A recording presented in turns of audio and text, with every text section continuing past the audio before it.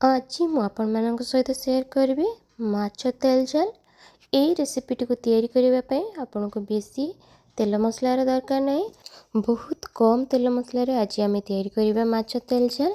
देखी पड़ुए माछटी केते यमी देखा जाउची।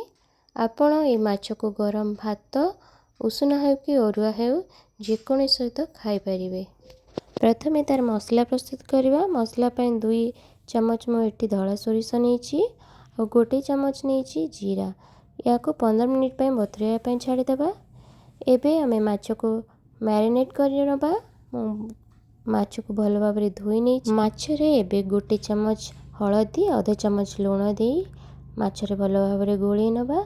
देखि पारुथबे माछर मु एठी पेटी पीस गुड़ा नहीं। आपण ए पीस नेले माछर तरकारी बहुत टेस्ट लागिबो। एबे आमे गोटे पैन नहीं जिबा। पैन गरम होला परे किछि सोरिष तेल को ऐड करि नबा।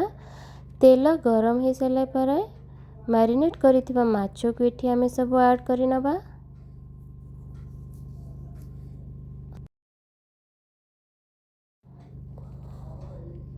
पाँच minute high to medium flame रे फ्राए करिबा।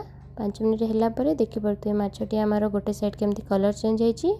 माछटी को एई परिबा आमे सब उल्टै नबा।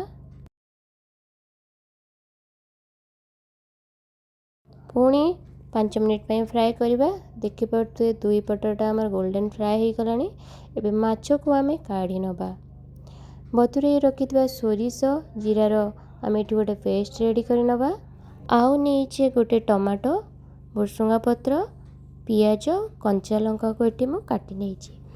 जो तेल रे आमे माछ भाजी देले सेई तेल रे आमे किछि सोरिष दबा, भुसुंगा पत्र, कंचा लंका और कटा होइथिबा पियाज को एठी ऐड करि नबा। ताकू 1 मिनिट पर्यंत फ्राए करिबा। पियाज को आमे बेसी भाजीबानी। एबे आमे काटिकी रखिथिबा टमाटो को एठी ऐड करिबा और 1 मिनिट पर्यंत फ्राए करिबा।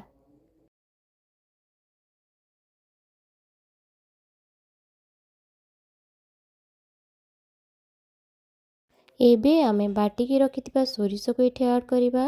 सोरिष बाटी सारा पर मु एठी पानी ऐड करिके ताको मसला रे ढालुची। जदि आपण डायरेक्ट सोरिष को ढाली देबे सोरिषटा हमर कसला बेले पिता हे जिवो। एबे मु किछि पानी को एठी ऐड करि नउची।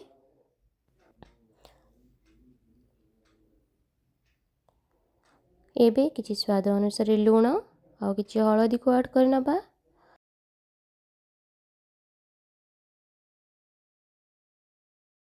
तरकारी किछि समय फुटी आसला परे आमे भाजी के रखिथिबा माछ को एठी ऐड करि नबा। ताको लो टू मीडियम फ्लेम रे 2 मिनिट कवर करी कुक करिबा।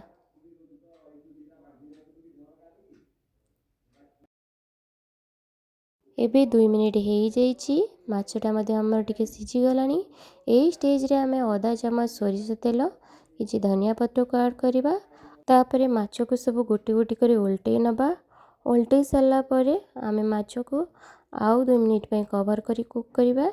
कहीं आमे एठी जेतु कंचा सोरिष तेल ऐड करचंती सेति पई आमे कवर करी आउ 2 मिनिट कुक करिबा।